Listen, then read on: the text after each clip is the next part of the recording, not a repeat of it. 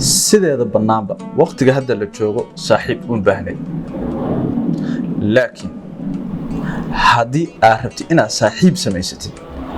waxaa muhiim ah 10kan qodob inaad tixgelisid waxaan ku bilaabayaa qodobka 10aad waxa ugu dambeeya qodobka 1aad ha degdegin marka qodobka 10aad wuxuu leeyahay saaxiibka waa inuu ku aaminsan yahay oo ku rumaysan yahay maxaa saaxiib uga baahan tahay markii aad shaki qabtid qofka saaxiibka ah ee dhabta ah wuxuu og yahay dadnimadaada kartidaada shakhsiyadaada xataa haddii ay wax ka khaldan yihiin wuxuu og yahay sida uu ku caawin lahaa haddii aad niyad jabsan tahay haddii aad baqsan tahay haddii aad kalsooni darro dareemaysid haddii aad ceebeysan tahay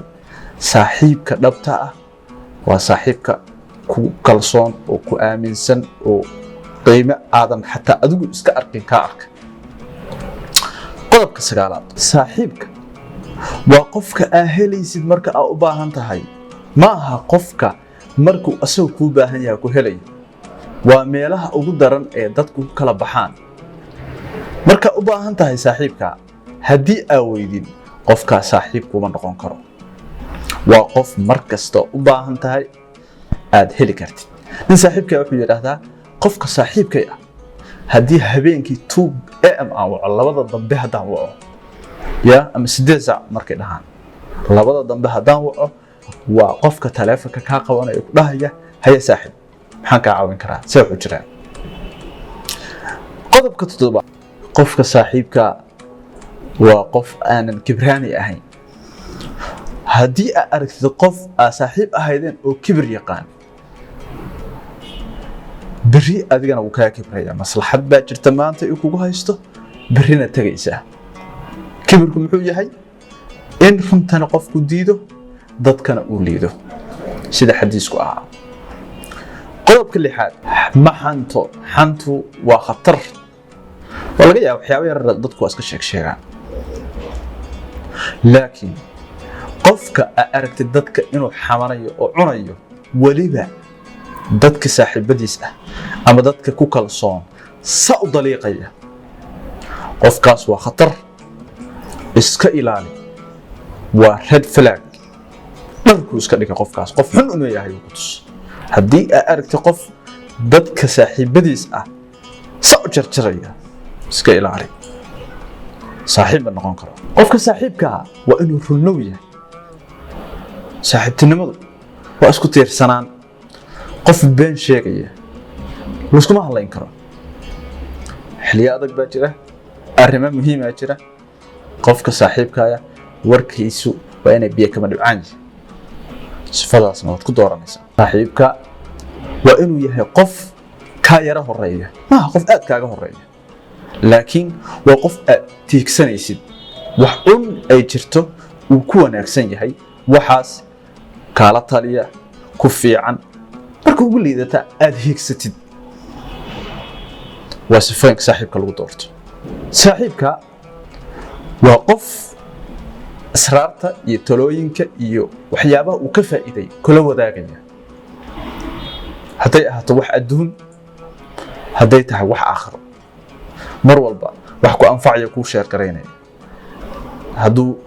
ganacsi ka faa'iiday hadduu lecture ka faa'iiday haddii meel uu tagay wax ka faa'iiday waa qof wax kula wadaagaya qodobka 3aad waa qof saaxiibtinimada waxyaabaha lagu doorto waxa ka mid ah nolosha meel baa uga jirtaa waxba ka shaqaysaa waxba baratay wax waa in ay jiraan aad wadaagtaan oo aad ka wada shaqaysaan iska caawisaan iska kaashataan line of business wax la yiraahdaa jira isku line of business waa inaad tihiin qodobka 2aad qofka saaxiibka waa qof iimaan leh waa qof ilaahay rumaysan oo ilaahay uu ku weyn yahay iimaanku waa gaashaan waa shay muhiim ah xadiisku waxa ahaa al-iimaanu qaydul fatk qofka saaxiibka oo iimaanka leh dhagar kaga baqi maysid waa ku kalsoon tahay wax kasta uu samayn lahaa iimaankiisa ka celinaya. qalbigiisa ma daalacanayno, mana ogaan karno qofka iimaankiisa, laakiin at least waa in waxyaabaha saaxiibtinimada aan ku dooranaysa yihiin qof Ilaahay ku xiran oo iimaan leh. qodobka ugu sareeya oo ugu muhiimsan waa qodobka lafdhabarta u ah saaxiibtinimada. saaxiibka noocaas marka aad heshid waa ku dagaalamaysaa, waa ku mitidaysaa, waa ku dhagaysaa, kama haraysid. qofkaas waa qof taqi ah, alla ka cabsigu ku weyn yahay. nabiga sallallahu alayhi wasallam marka uu sheegay qofkas saaxiib ka dhageynaysid wuxuu yiri laa tusaaxib illaa mu'minan walaa ya'kul ta'amuka illaa taqi. ayshow milix hala noqon qof aan taqwo lahayn oo aan Ilaahay ka baqayn. qof muslimna maadaama aad tahay noloshuna ay saa u wareegayso, saaxiibka taqwada leh ama alla ka cabsiga leh oo Ilaahay ku xiran waa saaxiibka lagu badbaado. saaxiibka xun waa disaster. taqwiga qofka ah xataa haddii waxyaabo uu ku liita ay jiraan, iimaankiisa iyo alla ka cabsigiisa ayaa waxay u diidayaan inuu kugula taliyo inaad dhiiqa lagu hala gashid. toonkaas sifo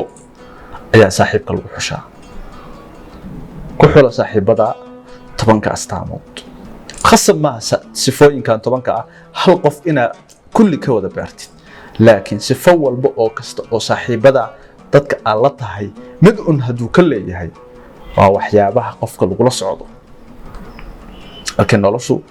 aad talo u baahan tahay, markaa dhiirgelin u baahan tahay, markaa fikir u baahan tahay, markaa sheeko u baahan tahay, markaa afkaar u baahan tahay, saaxiibada waa inay leeyihiin qualitieskaaas oo aad isu kaashataan in geediga nolosha uu noqdo nolol xiiso leh oo horumar leh oo tayo leh. ka faa'iidayso wacan saaxiib.